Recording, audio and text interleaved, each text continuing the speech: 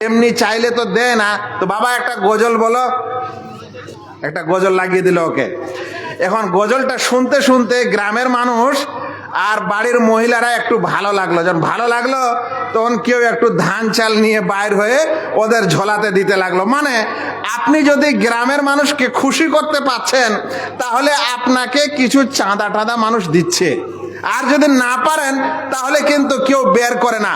আপনি কি আল্লাহ রাব্বুল আলামিনের কাছে এমনি রুজি রোজগার চান? আল্লাহ রাব্বুল আলামিনকে আপনি খুশি করাতে চান না, খুশি করতে চান না, তার ইবাদত বন্দেগী এবং তার আদেশ নিষেধ মানতে চান না, আর বাড়ি ভরা কি ধন দৌলত আর টাকা পয়সা চান না। এই জন্য আল্লাহ রাব্বুল আলামিন আমাদেরকে যে নিয়ম এবং যেই পথ বলেছেন আমাদেরকে সেই নিয়ম ও পথেই ধরতে হবে। তারপরে আপনি রুজি রোজগারে বরকত পাবেন। এই রুজি রোজগারে বরকত এবং টাকা পয়সা মাল দৌলত বৃদ্ধি হওয়ার জন্য এক নম্বর সাবাব হচ্ছে, এক নম্বর উপায় হচ্ছে আল্লাহ রাব্বুল আলামিনের তাকওয়া অর্জন করা। এগুলো সোজা জিনিস ফের নয় যে একটা কলা ছিলে নিলেন আর মুখে দিয়ে দিলেন চলে গেল ভিতরে, চাবাতে হলো না। তাকওয়াটা কি জিনিস? প্রত্যেক জুমাতে শুনেন ইত্তাকুল্লাহ, আল্লাহকে ভয় করো। কোরআনে অসংখ্য আয়াতে আল্লাহ বলছেন হে লোকেরা আল্লাহকে ভয় করো, আল্লাহর তাকওয়া অর্জন করো। কিন্তু তাকওয়া কাকে বলে? তাকওয়া বলা হয় আল্লাহ তাআলার আযাব ও শাস্তি আর নিজের মাঝখানে একটা দেওয়াল তৈরি করে নেওয়া, একটা আড় তৈরি করে নেওয়া, যেন আল্লাহ তাআলা আপনাকে আযাব না দেয়, ওকে বলা হয় তাকওয়া। এখন বলেন তো আমরা আল্লাহর আযাব আর নিজের মধ্যে দেওয়াল বানাতে পেরেছি? এই ভয় আল্লাহ তাআলার যে ভয় হওয়া উচিত সেই ভয় আমরা কি নিয়ে এসেছি? শুনেন, আল্লাহ রাব্বুল আলামিন কোরআনে ওয়াদা করছেন ওয়ালাউ আন্না আহলাল কুরা আমানু ওয়াত্তাকাও, যদি গ্রামের লোকেরা সত্যিকারে ঈমান আনে এবং সত্যিকারে তাকওয়া অর্জন করে, লাফাতাহনা আলাইহিম বারাকাত, তাহলে আমি তাদের জন্য বরকতের দরজা খুলে দেব, তাহলে আমি তাদের জন্য বরকতের দরজা খুলে দেব। মিনাস সামাই ওয়াল আরদে, আকাশ থেকে এবং জমিন থেকে, আকাশ থেকেও বরকত আসবে, মাটির নিচেও থেকেও যে বরকত আসবে। আল্লাহু আকবার। মাটির বরকত তো আপনারা বুঝছেন, মাটির দাম কম না, আর মাটিতে যে ফসল হয় সেটারও দাম বুঝছেন। ভুট্টার যা ছিল এখন বীজ লাগাতে 3400 না 4400 টাকা কুইন্টাল। আবার মাটির ভিতরেও আল্লাহ রুজি দিয়েছে, এমন রুজি দিয়েছে যে দুনিয়াতে ওর চাইতে আর বেশি দামি রিজিক নাই। এই জন্য আরব দেশগুলার পিছনে দুনিয়ার সব দেশ ঘুরে যেন একটু পেট্রোল আর ডিজেল পাওয়া যায়। আর আকাশ থেকে রুজি দিবেন, এটাও আল্লাহ বলছেন যদি আপনাদের সত্যিকার ঈমান থাকে। আল্লাহ রাব্বুল আলামিন যখন বৃষ্টি দেন, পানি দেন, তখন কিন্তু আপনার হাল চলে, আর যদি বৃষ্টি না দেন তাহলে হাল চলে না। উপরের আকাশের পানি হয় তাহলে নিচের লেয়ার উপরে আসে বলেই আপনার সেলো দিয়ে পানি বের হয়। উপর থেকে পানি বন্ধ হয়ে গেলে নিচে থেকে কোনো লেয়ার পাওয়া যাবে না, তখন আপনার সেলো কাজ করবে না, মেশিনও কাজ করবে না। এই জন্য আল্লাহ রাব্বুল আলামিনের এই আয়াতকে মনে রাখবেন। আল্লাহ তাআলা স্পষ্ট করে বলছেন ওয়ালাউ আন্না আহলাল কুরা আমানু, যদি গ্রামবাসীরা, যদি জনপদের মানুষেরা সত্যিকারে ঈমান আনে, ওয়াত্তাকাও এবং তাকওয়া অর্জন করে, আল্লাহকে ভয় করে, আল্লাহর আদেশ মানে, নিষেধকে ছেড়ে দেয়, লাফাতাহনা আলাইহিম বারাকাতিম মিনাস সামা, তাহলে আকাশ থেকে জমিন থেকে তাদের জন্য বরকতের দরজা আমি খুলে দেই। ভাইরা, আচ্ছা বলেন তো, মানুষ নাই একটু জমি জমা, ব্যবসা বাণিজ্য, দোকান পয়সা ইত্যাদি করে রুজি রোজগার করে, কিন্তু এই পাখিগুলা, চিড়িয়াগুলা কোথায় রুজি পায়? আচ্ছা বলেন, পাখিটাকে বাদ দেন, বলছে এরা মানুষেরই জিনিসপত্র নিয়ে খেয়ে নেয়। আচ্ছা বলেন তো, যে যারা পানির ভিতরে আছে মাছ, ওদেরকে কে রিজিক দেয়? আচ্ছা পানির ভিতরেও রিজিকটা পাওয়া গেল, বলেন তো যারা মাটির ভিতর পোকামাকড় আছে ওদেরকে কে রিজিক দেয়? এই জন্য ভাইয়েরা, রিজিক এটা আল্লাহ তাআলার দান। তিনি মানুষ তৈরি করেছেন, ছোট ছোট প্রাণীও তৈরি করেছেন, ওদেরও খাবার দিয়েছেন। এমনকি মাথার উকনা যেটা হয়, উকুন বলা হয়, ওই উকনারও খাবার দিয়েছেন। মানুষের তো দূরের কথা। এই জন্য রুজি রোজগার আল্লাহ তাআলা দিয়েছেন, তবে রুজি রোজগারে বরকত কিভাবে পাবেন, বেশি কিভাবে হবে, এটার চিন্তা করেন। আল্লাহু আকবার। এটি ছিল প্রথম উপায় রুজি রোজগার বৃদ্ধি করার জন্য। এবার দ্বিতীয় উপায় শুনেন। দ্বিতীয় উপায় হচ্ছে, আপনি যদি সত্যিকারে আপনার রুজি রোজগারে, আপনার রিজকে বরকত চান, তাহলে আল্লাহ তাআলার কাছে বেশি বেশি করে ইস্তেগফার করতে হবে, বেশি বেশি করে তওবা ও ইস্তেগফার করতে হবে। তওবা ও ইস্তেগফার আমরা বুঝি, আমরা আজকালে 2-4টা গান খুব ভালো করে বুঝি, আমরা আজকে 2-4টা গালি খুব ভালো করে বুঝি, আমরা আজকে 2-4টা কোন বইয়ের উর্দু নাজম ভালো করে বুঝি, কিন্তু সত্যিকারের তওবা ও ইস্তেগফার আমরা বুঝি না। আমাদের মন এত শক্ত, আমাদের দিল এত শক্ত যে আল্লাহ রাব্বুল আলামিনকে বলবো যে, হে আল্লাহ, আমার ভুল হয়েছে, আল্লাহ তুমি আমাকে ক্ষমা করো আল্লাহ, এই কথা আমাদের অন্তর দিয়ে বের হতে চায় না। শুনেন, একটি আপনাদেরকে তাবেইনের একটা ঘটনা শোনাই। এই ঘটনাটিকে ইমাম কুরতুবী বর্ণনা করছেন ইবনু সুবাইহ থেকে। তিনি বলছেন, শাকা রাজুলুন ইলাল হাসান আল জাদাবিয়া, একজন ব্যক্তি, একজন মানুষ, হাসান বসরি রাহিমাহুল্লাহ, তিনি তাবেঈদের মধ্যে সবচেয়ে উঁচু মানের তাবেঈ, তার কাছে এসে শিকায়াত করলো, অভিযোগ করলো যে আপনি যুগের বড় ইমাম ও আলেম, আমাদের কাহাত সালি হয়েছে, আমাদের অনাবৃষ্টি হয়েছে, বৃষ্টি হয় না, ফসল পানি মারা যাচ্ছে, কি করব একটু বলেন তো। তখন তিনি বলেন, ইস্তাগফিরিল্লাহ, যাও আল্লাহর ইস্তেগফার করো, তওবা ও ইস্তেগফার করো। এই ঘটনা, এই ফতোয়া তিনি দিলেন। দেওয়ার পর একটু পরে আরেকজন ব্যক্তি আসলো, তিনি এসে শিকায়াত করছেন, ওয়াশাকা আখারু ইলাইহি আল ফাকরা, আরে তারপরে একজন ব্যক্তি এসে বলছেন যে, যুগের ইমাম হাসান বসরি, আমি গরিব মানুষ, আমার দরিদ্রতা আর আমার এই ভুখাপান আর আমার এই অভাব, এটা যায় না, বলেন তো কি করলে আমার অভাব শেষ হয়ে যাবে, আমার ফকিরি দূর হয়ে যাবে, আমার মিসকিনি শেষ হয়ে যাবে। তো হাসান বসরি বলছেন, যাও ইস্তেগফার করো, যাও ইস্তেগফার করো। প্রথম কিসের জন্য এসেছিল? বলছে পানি হয় না, অনাবৃষ্টি, তো কি করব? তো বলছেন যাও ইস্তেগফার করো। দ্বিতীয় ব্যক্তি এসে বলছে, আমার টাকা পয়সা থাকে না, আমি ফকির গরিব, আমার কি কি চিকিৎসা আছে? তো বলছে যা, তুমিও ইস্তেগফার করো, যাও। এরপর তৃতীয় ব্যক্তি আসলো, আসার পর বলছে যে, এই যুগের ইমাম, আমার একটি সমস্যা। বলছে হ্যাঁ বলো, কি সমস্যা? বলছে আমার সন্তান হয় না, বাচ্চা কাচ্চা হয় না, ছেলে পেলে নাই, আমার স্ত্রীর বাচ্চা হয় না, সন্তান নাই দুনিয়াতে।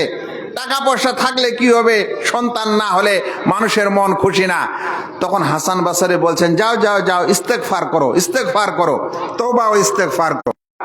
চতুর্থ ব্যক্তি একজন আসলো, আসার পর ও বলছে যে আমার ফসল পানি সব নষ্ট হয়ে যাচ্ছে, ফসল হচ্ছে না, আমি ফসল লাগাচ্ছি কিন্তু ফসলের দানা আর ফসল আমার হচ্ছে না, ফসল মারা যাচ্ছে, নষ্ট হয়ে যাচ্ছে। হাসান বসরি, আমরা কি করব, আমি কি করতে পারি? তো বলছেন যাও যাও, তুমিও ইস্তেগফার করো। কেস ও মাসলা কয়টা ছিল? 4টা। 1 নম্বর কি সমস্যা? বলছে অনাবৃষ্টি, কাহাত সালি, কি করব? বলছেন যাও ইস্তেগফার করো। দ্বিতীয় নম্বর কি বলল? দ্বিতীয় নম্বরের ব্যক্তি যে এসেছিল, সে আসার পর বলল যে আমি গরিব মানুষ, আমার দরিদ্রতা, আমার মিসকিনিয়াত যায় না, বলেন তো কি করব? তো বলছেন যাও ইস্তেগফার করো। তৃতীয় ব্যক্তি বলল যে আমার বাচ্চা হয় না, সন্তান নেই, তবুও তিনি বলছেন যাও ইস্তেগফার করো। চতুর্থ ব্যক্তি বলছে আমার ফসলে বরকত নাই, ফসল হয় না, বলেন তো কি করব? তো বলছেন যাও ইস্তেগফার করো। তখন যে লোকগুলা ওখানে বসেছিল, ওরা বলল যে এটা কোনো ফতুয়া হলো? 4 জন 4টা জিনিস নিয়ে এসেছে, আর সবকে একই কথা বলছে যে ইস্তেগফার করো, ইস্তেগফার করো। কিন্তু ইনি যুগের সবচেয়ে বড় আলেম, আল্লাহু আকবার, উনাকে কিভাবে ভুল ধরা যায়? তো উনাকে জিজ্ঞাসা করছেন, রবি বিন সুবাইহ তিনি বলছেন যে আপনার কাছে অনেক রকম লোক আসলো আর অনেক রকমের শিকায়াত, অনেক রকমের অভিযোগ, কিন্তু আপনি সবকে বলছেন যে ইস্তেগফার করো, ইস্তেগফার করো, এর কারণ কি? অন্য কোনো কি চিকিৎসা নাই? তখন তিনি বললেন, হাসান বসরি রাহিমাহুল্লাহ বলছেন যে আমি এমনি এমনি এই কথা বলিনি, বরং এই কথা আল্লাহ রাব্বুল আলামিন স্বয়ং কোরআনে বলেছেন। কারণ আল্লাহ তাআলা সূরা নূহতে বলেছেন, ফাকুলতু আস্তাগফিরু রাব্বাকুম ইন্নাহু কানা গাফফারা, তোমরা আল্লাহ তাআলার কাছে ক্ষমা চাও, আল্লাহ রাব্বুল আলামিন তোমাদেরকে ক্ষমা করে দিবেন। আর ইস্তেগফার করলে, ক্ষমা চাইলে ক্ষমা তো করবেন, এটা এক নম্বর।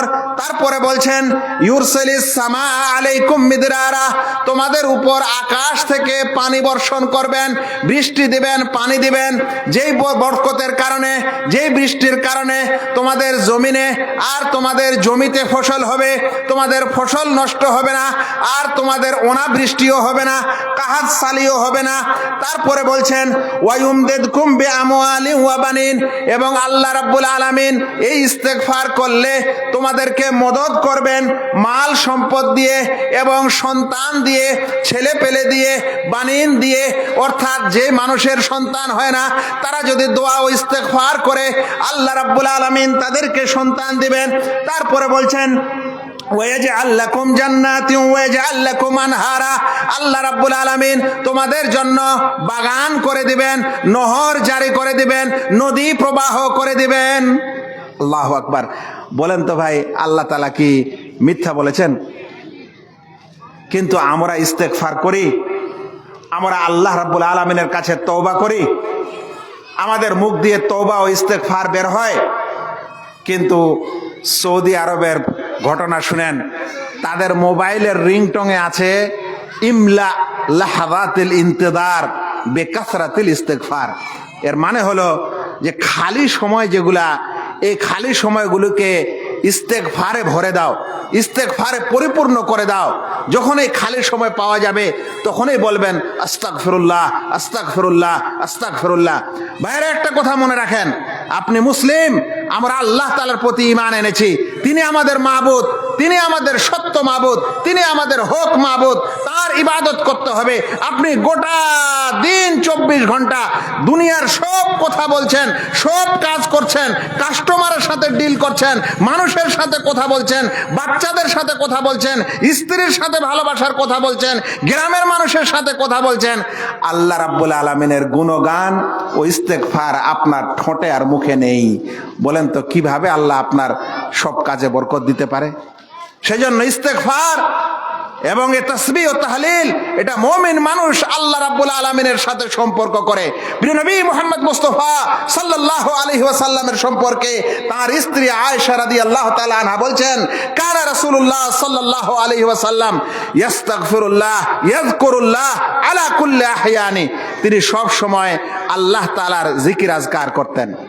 জিকির আজকার একটা এমন ইবাদত ভাই, যার জন্য আপনাকে ওযুও করতে হয় না, এমনকি যদি গোসলও ফরজ থাকে তারপরও আপনি এই জিকির আজকার করতে পারেন। তো এটা একটি এমন বান্দার সাথে আল্লাহ তাআলার সম্পর্ক করার বিষয়, ইবাদতের বিষয়, যেটা আপনি সব সময় করতে পারেন।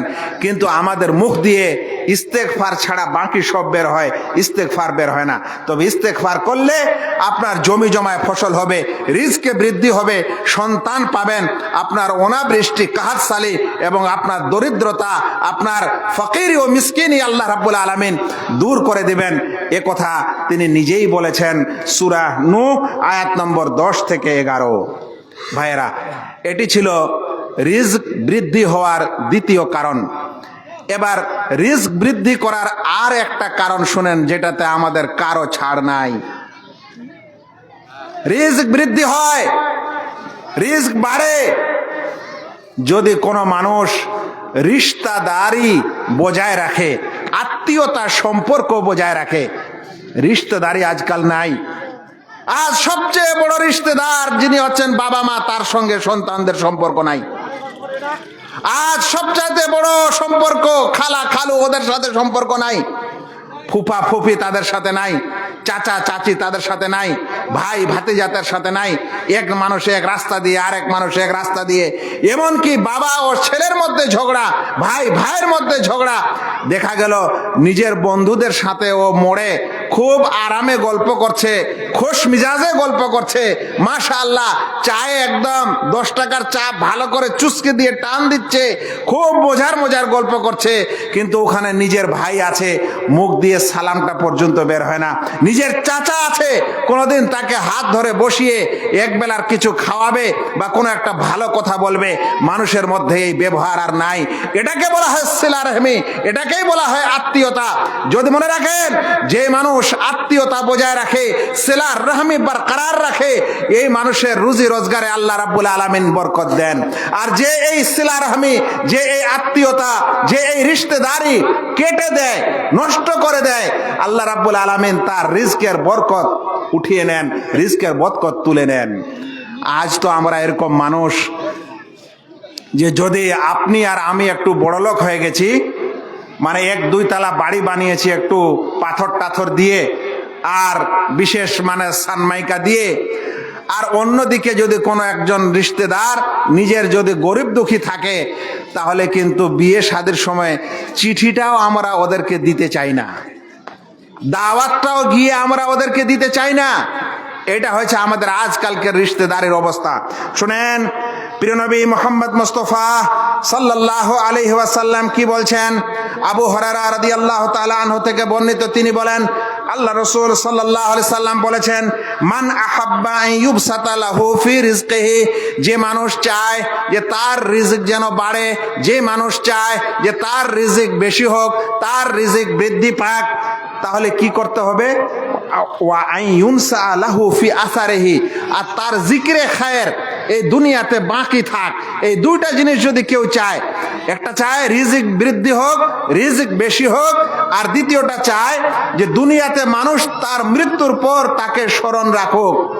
ভাই, আজকালে মানুষ মারা গেল, কবর দিয়ে চলে আসলো না, গ্রামের মানুষ, তাহলে রাসূল করিম সাল্লাল্লাহু আলাইহি সাল্লাম বলছেন, ফালইয়াসিল রাহিমা, তাহলে যেন সে রিশতেদারি বজায় রাখে, তাহলে সে যেন মানুষ এক অপরের যেটা রিশতেদারি হয়, যেটা আত্মীয়তা হয়, সেই আত্মীয়তা যেন বজায় রাখে। যারা আত্মীয়তা বজায় রাখবে, আল্লাহ রাব্বুল আলামিন তার জিকিরে খের এই দুনিয়াতে রাখবেন এবং তার রিজিক বৃদ্ধি করে দিবেন। এখন আপনারা জিজ্ঞাসা করতে পারেন যে ভাই, এই রিশতেদারি কিভাবে আমরা বজায় রাখবো, কিভাবে করব, রিশতেদারিটা কিভাবে রাখতে হয়? মানুষকে খালি খাওয়া খিলালেই রিশতেদারি থাকে না, মানুষের সঙ্গে উঠা বসা করলে হয় না, আর কি করলে রিশতেদারি বজায় থাকে? শুনেন, 1 নম্বর রিশতেদারি বজায় রাখার জন্য, বরকরার রাখার জন্য, আপনি রিশতেদারের বাড়িতে যাবেন, তাদের জিয়ারত করবেন, তাদের দরজায় আপনি পা দিবেন না, বন্ধ করে দিবেন যাওয়া, এটা কখনোই করা যাবে না। আপনি তার জন্য দরজা খুলে রাখবেন, ওর বাড়িতেও আপনি যাবেন এবং তার সঙ্গে দেখা সাক্ষাৎ করবেন।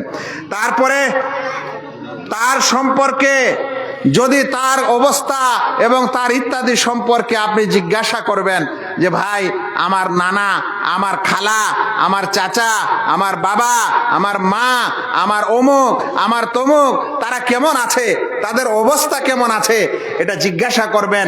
এটা হলো রিশতেদারি বজায় রাখা।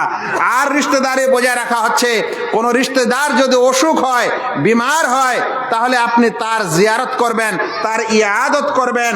এইভাবে যদি কোনো রিশতেদার ফকির হয়, তার খেয়াল নেই, নবী করিম সাল্লাল্লাহু আলাইহি সাল্লাম বলছেন যে সাদাকাতু আলাল মিসকিন সাদাকা, যদি কোনো মানুষ একটি আম মিসকিনকে কিছু দান করে, তাহলে তার একটাই দান হয়, কিন্তু যদি সে তার জি রাহিম অর্থাৎ নিজের রিশতেদার, নিজের আত্মীয়কে যদি দান করে, তাহলে তার জন্য 2টি সাদাকা হয়। একটা হলো সাদাকা দান, আর একটা হলো সিলা রাহমি অর্থাৎ রিশতেদারি। তাহলে যদি কোনো মানুষ নিজের রিশতেদারকে দান ও খেরাত করে, তাহলে তার জন্য 2টি সওয়াব আছে, কিন্তু যদি অন্য মানুষকে করে, তাহলে তার জন্য 1টি সওয়াব। বিকাশের পর পুলসেরাতে উঠবে, পুলসেরাত পার হবে, ওই সময় 2টি জিনিস পুলসেরাতের 2 দিকে এসে দাঁড়িয়ে যাবে। তার মধ্যে একটি হচ্ছে সিলা রাহমি আর একটি হচ্ছে আমানত। আশ্চর্য বিষয়, মানুষ পুলসেরাত পার হবে, ওই সময় সিলা রাহমি আর আমানত কিভাবে এসে হাজির হয় শুনেন। এই সিলা রাহমি, এই রিশতেদারি আল্লাহ রাব্বুল আলামিনের আরশের নিচে লটকে আছে, ঝুলে আছে। ওইভাবেই ঝুলে থাকে যেভাবে গাছের শিকড়, গাছের জড় একটা ওপরের সঙ্গে বেট লাগিয়ে, পেঁচ লাগিয়ে মাটিকে চেপে ধরে থাকে।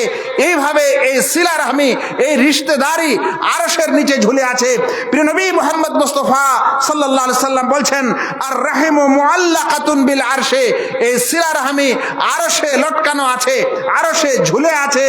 তাকুল, আর সে বলছে, মান ওয়াসালানি ওয়াসালাহুল্লাহ, যে ব্যক্তি রিশতেদারি নিভাবে, যে ব্যক্তি আত্মীয়তা বজায় রাখবে, আল্লাহ রাব্বুল আলামিন তার উপর রহম করবেন।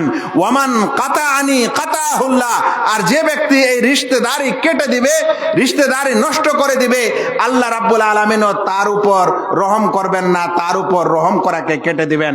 হাদিসটিকে ইমাম মুসলিম বর্ণনা করেছেন 2555 নম্বর হাদিসে। আমি একটু আগে বলছিলাম, কিয়ামতের ময়দান থেকে যখন আমরা পার হয়ে পুলসেরাতে উঠব, সেই পুলসেরাতের দুই দিকে, একদিকে আমানত আর একদিকে সিলা রাহমি, এই রিশতেদারি এসে হাজির হবে। প্রিয় নবী মুহাম্মদ মুস্তাফা সাল্লাল্লাহু আলাইহি ওয়াসাল্লাম বলছেন, ওয়া তুরসালুল আমানাতু ওয়ার রাহিমু, এই সময় আমানতকে এবং রাহিমকে, সিলা রাহমিকে আল্লাহ রাব্বুল আলামিন ছেড়ে দিবেন। ফাতাকুমু জানাবাতাইয়াস সিরাত, আর এই দুইটি জিনিস তারা পুলসিরাতের দুই দিকে দাঁড়িয়ে যাবে। আচ্ছা বলেন তো, ওরা দাঁড়াবে কেন? ওরা ওখানে দাঁড়াবে, এসে বলবে যে যে এখন যে মানুষ দুনিয়াতে সিলা রাহমি করেছিল, ওই সিলা রাহমি ওলার সাক্ষী দিবে যেন আল্লাহ তাআলা তাকে পার করায়। আর যে কেটে দিয়েছিল, এটা সাক্ষী দিবে এ আমার সঙ্গে এরকম করেছে, আল্লাহ যেন একে পুলসিরাত পার না করায়। অত সোজা এই রিশতেদারি নষ্ট করা আমাদেরকে সবচেয়ে সমস্যার বিষয়।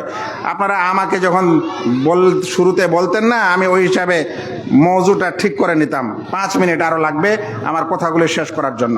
ভাইরা, এরপরে বলছিলাম যে রিজক বৃদ্ধির আর একটি কারণ হচ্ছে আল্লাহর রাস্তায় সাদাকা করা, দান করা, দান ও খেরাত করা। মানুষ আজ রামপুরের চোখে 100, 200, 1000, 2000 লটারি কিনতে কোনো ঝামেলা হয় না। আজ জুয়ার আসরে, তাজের আসরে বসে সেগুলা খেলে টাকা পয়সা নষ্ট করে কোনো তাদের সমস্যা হয় না। বন্ধুর সাথে ভালো কোনো রেস্টুরেন্টে খেয়ে পয়সা করে দিতে কোনো বাধে না। কিন্তু আজ দান ও খয়রাতের কথা আসলেই মানুষ ওই জায়গায় আর টাকা পয়সা দিতে চায় না। কিন্তু মনে রাখেন, প্রিয় নবী মুহাম্মদ মুস্তাফা সাল্লাল্লাহু আলাইহি ওয়াসাল্লাম বলছেন, মা মিন ইয়াউমিন ইয়াসবাহুল ইবাদু ফি, যখন কোনো মানুষ সকাল করে, যখন কোনো মানুষ সকাল করে, ইল্লা মালাকান ইয়ানজিলান, তখন আল্লাহ তাআলার পক্ষ থেকে 2 জন ফেরেশতা অবতরণ হয়। ফায়াকুলু আহাদুহুমা, একজন ফেরেশতা বলে, আল্লাহুম্মা আতি মুনফিকান খালাফা, হে আল্লাহ, যারা দান করে, যারা সদকা খায়রাত করে, হে আল্লাহ তুমি তাদেরকে বেশি করে দাও, তাদেরকে তুমি বরকত দাও, তাদের রুজি রোজগার বাড়িয়ে দাও। ওয়াকুলুল আখার আল্লাহুম্মা আতি মুমসিকান তালাফা, আর আল্লাহ আর বলেন, আর একজন ফেরেশতা বলেন, হে আল্লাহ, যারা বখিলি করে, যারা পয়সা করে দান খয়রাত করে না, আল্লাহ তুমি তাদেরকে ধ্বংস করে দাও। 2 জন ফেরেশতা প্রতিদিন মানুষের কাছে আসে, একজন দান খয়রাতকারীর জন্য দোয়া করে, আর একজন বখিলের জন্য, তার মাল ধ্বংস হওয়ার জন্য দোয়া করে। হাদিসে কুদসিতে প্রিয় নবী মুহাম্মদ মুস্তাফা সাল্লাল্লাহু আলাইহি সাল্লাম বলছেন, ইয়া ইবনা আদম আনফিক উনফিক আলাই, হে আদমের সন্তান, তোমরা খরচ করো, তোমরা দান করো, আমি তোমাদের জন্য দান করব। হে মানুষেরা শুনে রাখেন, কিয়ামতের দিনে মানুষ তার দান ও সাদকার ছায়ায় তলে থাকবে। যেই কিয়ামতের মাঠে আল্লাহ রাব্বুল আলামিনের আরশ ছাড়া আর কোনো ছায়া থাকবে না। কিন্তু যে মানুষেরা দান করে, যে মানুষেরা সাদাকা করে, সেই মানুষের দান ও সাদাকা ছায়া হয়ে কিয়ামতের ময়দানে ওই মানুষকে ছায়া দিবে। ভাইরা, আলোচনা প্রায় শেষ। এরপরে একটি কথা আরো বলি, আপনার রুজি রোজগার বৃদ্ধি করার জন্য আর একটি উপায় হচ্ছে যে হজ এবং উমরা করা। একবার হজ করেছেন, আবার উমরা করেন, আবার উমরা করেছেন, আবার হজ করেন। প্রিয় নবী মুহাম্মদ মুস্তাফা সাল্লাল্লাহু আলাইহি সাল্লাম বলছেন, তাবিউ বাইনাল হজ ওয়াল উমরা, তোমরা হজ ও উমরা করতে থাকো। ফাইন্নাহুমা ইউনফিয়ানিল ফাকরা ওয়াজ যুনুবা, কারণ হজ ও উমরা মানুষের এই দরিদ্রতা, এই ফাকিরি এবং মিসকিনিয়াত দূর করে দেয়, গুনাহকে মাফ করে দেয়। ভাই সকল, আপনি যদি রুজি রোজগারের বৃদ্ধি করার কথা ভাবছেন, তাহলে আপনাকে গুনাহ খাতা ছাড়তে হবে। যে মানুষ পাপ করে, যে মানুষ সকালে পাপ করে, বিকালে পাপ করে, রাতে পাপ করে, অন্ধকারে পাপ করে, রাস্তাঘাটে পাপ করে, মানুষের সাথে ইত্যাদিতে ঝগড়াঝাঁটি করে, হক ও অধিকার নষ্ট করে এবং মুখের ভাষা খারাপ করে, পিতামাতার সাথে ভালো ব্যবহার করে না, সদ্ব্যবহার থাকে না, মনে রাখবেন এই সকল মানুষের রিজিক আসার রাস্তা থাকলেও আল্লাহ তাআলা বন্ধ করে দেন। প্রিয় নবী মুহাম্মদ মুস্তাফা সাল্লাল্লাহু আলাইহি সাল্লাম বলছেন, ইন্নাল আবদা লা ইউহরামু মিনার রিজকি বিযামবি ইউসিবুহু, বান্দাকে তার গুনাহ করার কারণে তার রিজিক থেকে মাহরুম করে দেওয়া হয়, তার রিজিক থেকে মাহরুম করে দেওয়া হয়। আমি শেষ কথাটি বলবো যে যদি আপনি সত্যিকারে আপনার রুজি রোজগারে বরকত চান, তাহলে আর একটি জিনিস যেটা অবশ্যই করতে হবে, সেটা হলো আল্লাহ রাব্বুল আলামিনের কাছে দোয়া করা। মনে রাখবেন, আপনি রুজি রোজগার উপায় করার জন্য দোকান খুলতে পারেন, ব্যবসা করতে পারেন, চাকরি করতে পারেন, অন্য কিছু করতে পারেন। আল্লাহ যদি বরকত দিতে না চায়, আপনার সব ধ্বংস হবে। সে কারণে আল্লাহ রাব্বুল আলামিনের কাছে দোয়া করতে হবে। দোয়া করবেন রাতের শেষাংশে, দোয়া করবেন আজান এবং ইকামতের মাঝে, দোয়া করবেন সাজদায়, দোয়া করবেন দোয়া কবুল হওয়ার সময়। ইনশাআল্লাহ আল্লাহ রাব্বুল আলামিন অবশ্যই আমাদেরকে রুজি রোজগারে ভরে দিবেন। আলোচনার সময় শেষ। এই কিছু রুজি রোজগার এবং বরকত ও কল্যাণের ব্যাপারে আল্লাহ রাব্বুল আলামিন এবং সহিহ হাদিসে যেই কথাগুলি এসেছে, আমি শুধু হাদিস এবং কোরআনগুলি পড়ে একটু মানে করছিলাম, বেশি কিছু ব্যাখ্যা করার সুযোগ নাই। সময় শেষ হয়ে গেল।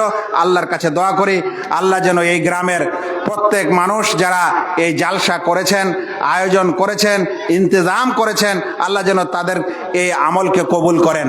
যারা আপনারা শুনছেন, আল্লাহ যেন আমাদের সকলকে এর উপর আমল করার তৌফিক দান করেন। স্টেজে যে সকল আলেম ওলামা এসেছেন, আল্লাহ যেন তাদের মান সম্মান আরও বৃদ্ধি করে দেন এবং দিনের খিদমত করার তৌফিক দান করেন। আমিন। আসসালামু আলাইকুম ওয়া রাহমাতুল্লাহি ওয়া বারাকাতুহু।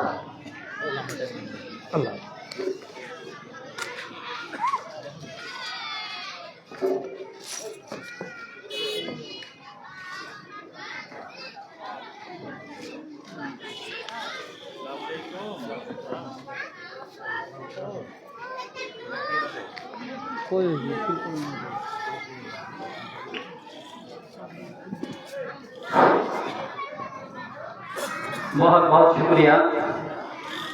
शेख की तकरीर में रवानी देखी, शेख की तकरीर में दरिया की रवानगी देखी, गुंचा वगुल की रंगीन जवानी देखी। यकीनन बहुत ही मानीदार तकरीर शेख हम लोगों के सामने रख रहे थे। इंशाअल्लाह जिन बातों को हम लोगों ने सुनी, अपनी अमली जिंदगी में इसको उतारने का कोशिश करेंगे।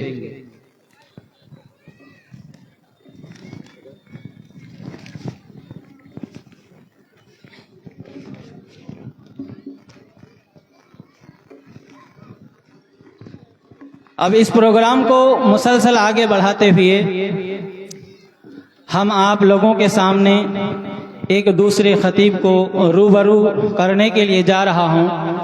दोस्तों, आज के इस पुरफतन दौर में एक ऐसे रहनुमा की रहनुमाई, सरपरस्त की सरपरस्ती, रहबर की रहबरी और कायद की क़यादत की ज़रूरत है, जो ज़ुहद व तक़वा, अमानत व सदाक़त, रुश्द व हिदायत के इल्म बरदार हों।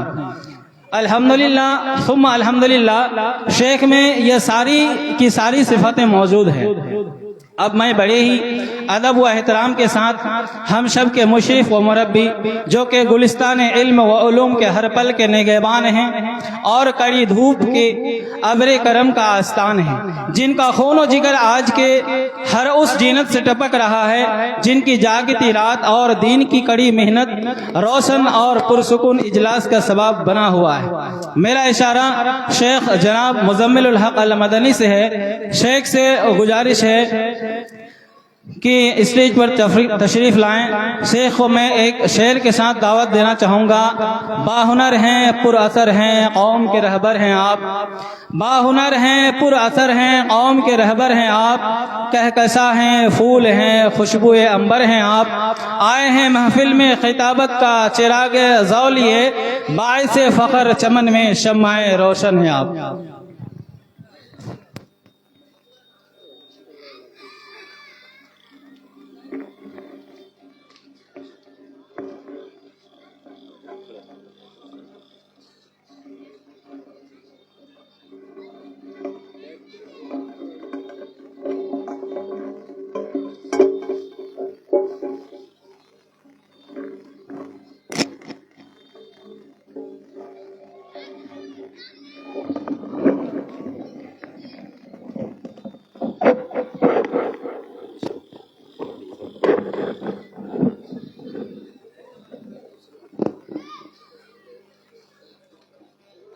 السلام علیکم ورحمۃ اللہ وبرکاتہ۔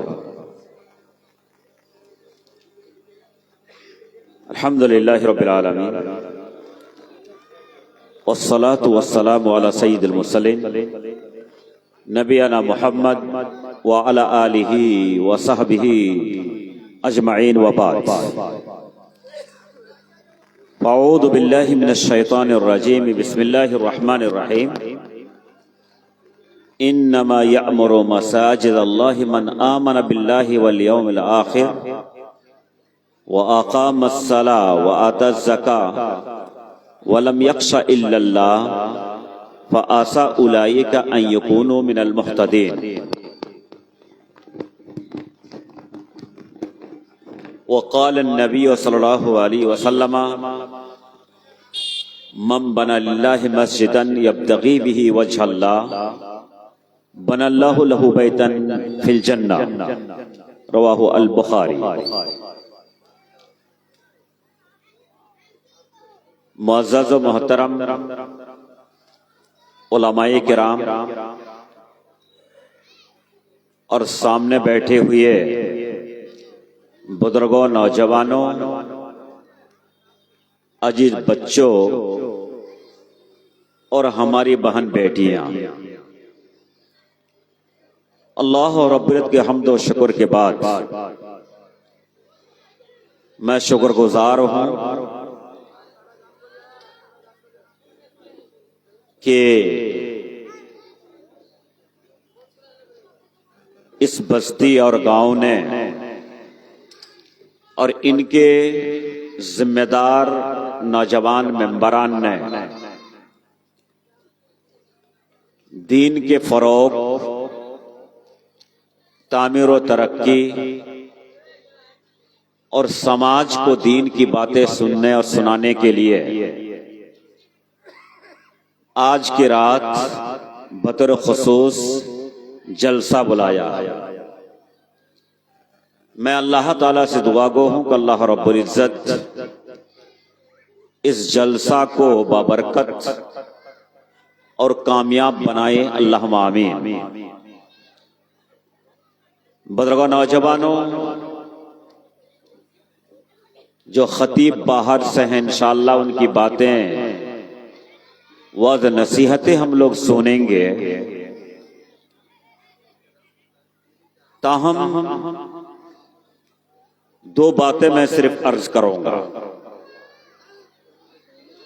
پہلی بات یہ ہے کہ یہ جلسہ دینی جلسہ ہے۔ اس جلسے کا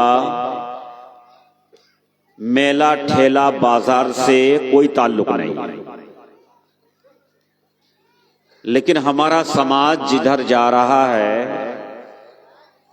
کہ جلسہ اوپن ہو یا گاؤں محلہ میں سماجی دینی کی تعمیر و ترقی کے لیے کیے جا رہے ہوں، وہاں میلے ٹھیلے ہمارے جلسے کا بڑا جز اور حصہ بن چکا ہے، جو نہیں ہونا چاہیے۔ گاؤں کا جلسہ ہے، چند گھنٹے آپ بیٹھ کر کے قرآن و حدیث کی باتیں سنیں اور پھر اپنے اپنے گھر جا کر کے آرام کیجیے. یہی طریقہ ہونا چاہیے جلسے کا.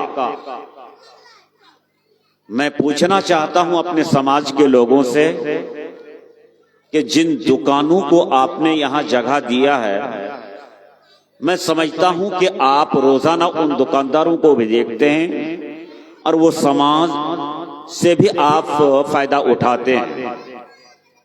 چونکہ ایک چوک چوراہے کے پاس آپ کا یہ گاؤں اور محلہ واقع ہے، دکانیں وہی آئی ہوئی ہیں جو ہمیشہ ان کو آپ دیکھتے ہیں.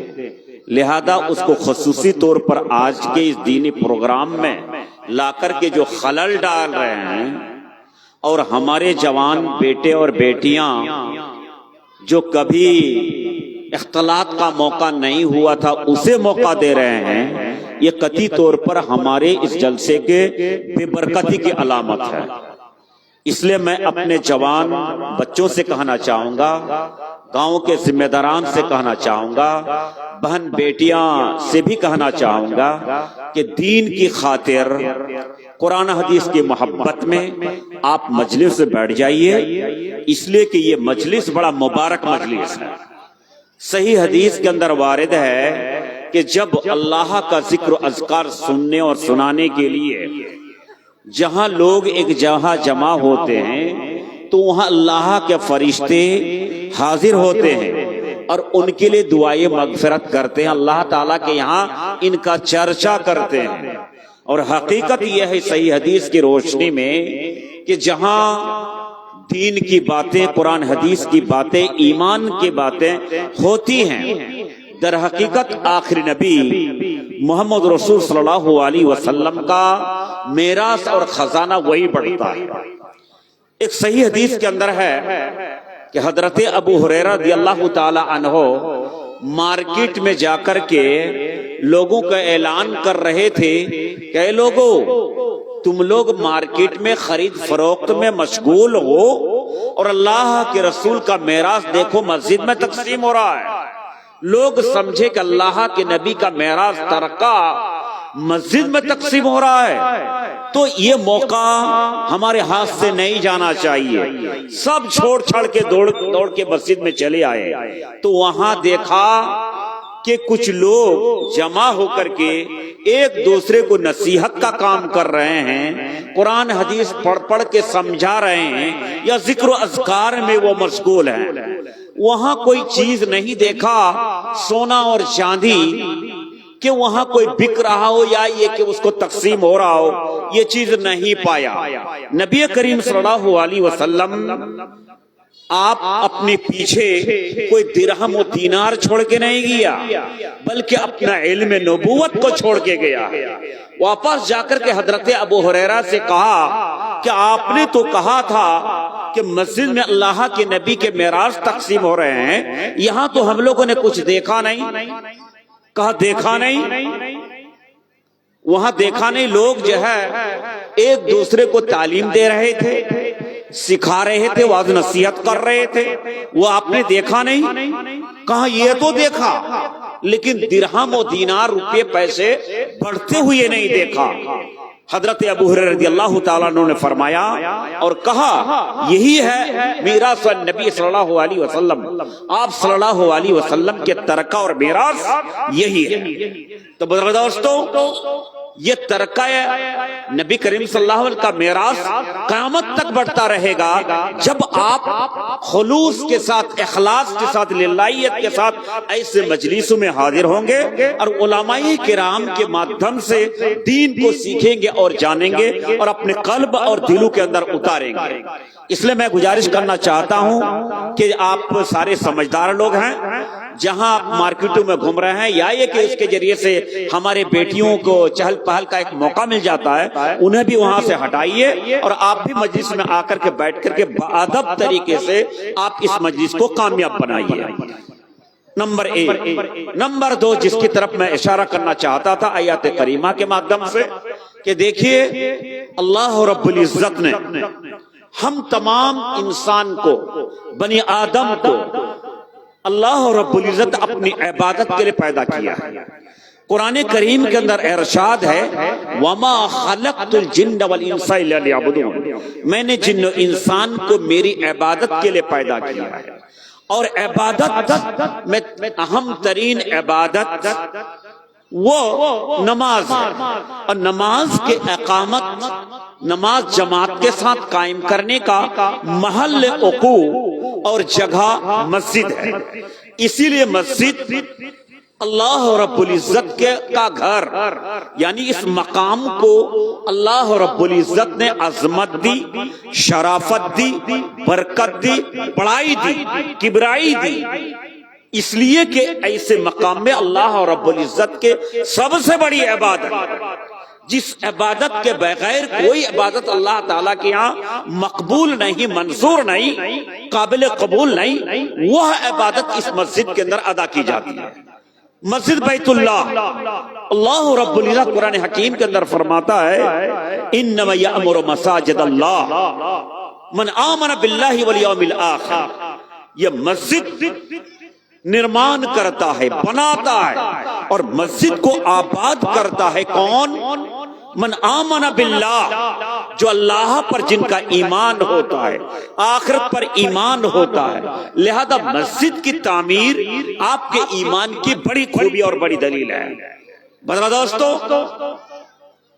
ये मस्जिद अल्लाह रब्बुल इज्जत का घर, जितना ये मुबारक ये घर है, उतना ही मुबारक वो सारे लोग हैं जो इस घर की तामीर में अपनी जानी माली कुर्बानी वो अदा करते हैं।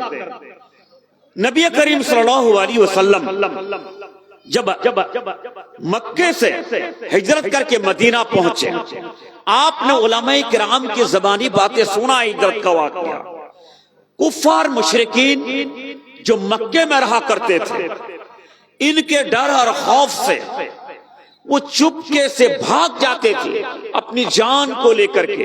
किसकी मोहब्बत में? दीन की मोहब्बत में, अल्लाह की मोहब्बत में, रसूल की मोहब्बत में। ये भागे हुए मक्का से मदीना चले आते थे।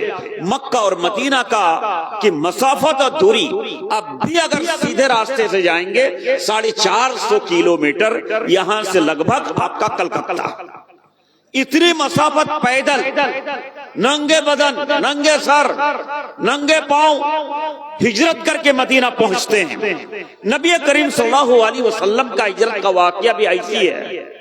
नबी करीम सल्लल्लाहु अलैहि वसल्लम मक्के से निकल करके 3 दिन गारे सौर के अंदर छुप करके हजरत अबू बकर रज़ियल्लाहु ताला अन्हु को साथ लेकर के मदीना पहुंचा। जरूरत थी आपको कि उनके लिए एक महल हो, घर हो, वहां रहन सहन का इंतजाम हो, खाने पीने का बंदोबस्त हो। लेकिन नबी करीम सल्लल्लाहु अलैहि वसल्लम ने मदीना पहुंच करके हजरत अबू अय्यूब अंसारी रज़ियल्लाहु ताला अन्हु उनके घर को इख्तियार किया, वहीं अपना सर छुपाया। और नमाज का जब वक्त होता था तो उनके बकरी बांधने की जो जगह और रियवड़ हुआ था, तो उसको साफ करके वही जमात कायम करके नमाज पढ़ते थे। नबी करीम सल्लल्लाहु अलैहि वसल्लम कुछ दिनों के बाद आपने अपना इरादा जाहिर किया समाज के सामने, मदीना वासियों के सामने, बनु नज्जार का कबीला उनके सामने कहा कि इस मदीने के अंदर ये खंडर जमीन, बैरान जमीन जो पड़ी हुई है, मैं चाहता हूं कि इस मकाम में अल्लाह का घर तैयार करो। बताइए किन की हैं? तो बनु नज्जार कबीला और खानदान के 2 यतीम बच्चे, जिनका नाम सहल और सुहैल था। कहा कि ये 2 बच्चे यतीम ये जमीन के मालिक हैं। बुलाया गया और कहा सामिनून बिहायतिकुम, तुम लोग अपने इस बाग और जगह का मुझे भावताव करो, दाम लगाओ, मैं चाहता हूं कि यहां अल्लाह का घर तैयार करो। उस मौके पर उन दो बच्चों ने कहा था, ला नतलबु समानहु इल्ला लिल्लाह, अल्लाह के नबी, आप अल्लाह के नबी हैं और अल्लाह का घर मांगने के लिए हमारी जमीन को चॉइस किया है, इससे बढ़कर के हमारे लिए कोई बातें नहीं हो सकती। मैं दुनिया वालों से इसकी कीमत नहीं लेना चाहता, हम तो अल्लाह से लेना चाहते हैं। ब्रदर दोस्तों, ये मस्जिद का मकाम है, मस्जिद का एहतराम है, मस्जिद का मकाम अल्लाह ने इतना दिया है कि एक इंसान आप अपने घर में बावजू हो करके मस्जिद अगर आते हैं तो हर हर कदम में अल्लाह रब्बुल इज्जत आपके लिए की लिखता है, दर्जा बुलंद करता है, गुनाह की मगफरत करता है। और यहां तक कि जब मस्जिद के अंदर दाखिल हो जाता है, जब तक वो मस्जिद के अंदर बरकरार रहता हो, फरिश्ते उनके लिए दुआई मगफरत करते रहते हैं। और ये फजीलत उस वक्त तक उनकी रहती है जब तक कि वो घर वापस नहीं चला जाता है। यह है मस्जिद।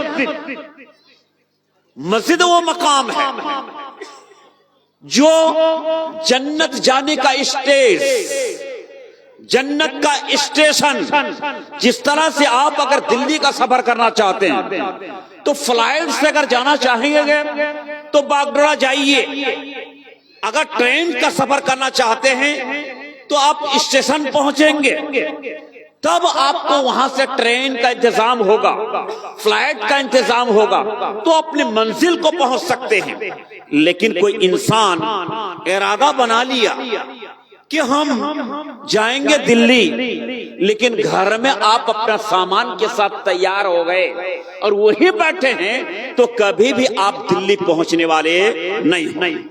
बिल्कुल वही मिसाल है कि अगर अल्लाह रब्बुल इज्जत की जन्नत आपको पसंद है और हर एक को पसंद है, अगर जाना चाहते हैं तो आपका ताल्लुक, आपका रिश्ता मजबूत होना चाहिए मस्जिद के साथ। इसलिए कि एक इंसान का जब तक रिश्ता मस्जिद के साथ मजबूत नहीं होगा, तब तक इंसान जन्नत के हकदार और मुस्तहिक नहीं हो सकते। क्यों? इसलिए कि जन्नत का रास्ता यही मस्जिद से खुलता है। दलील सही हदीस के अंदर है, हजरत अबू हुरैरा रज़ियल्लाहु ताला अन्हु बयान करते हैं, मर्रा अलैना नबी सल्लल्लाहु अलैहि वसल्लम, अल्लाह के नबी हमसे गुजर रहे थे तो कहा, अबू हुरैरा, इज़ा मररतुम बिरियादिल जन्नति फरतऊ मिनहा, ऐ अबू हुरैरा, जब तुम जन्नत के बागीचे से गुजरोगे तो उस बागीचा का फल खा लिया करना।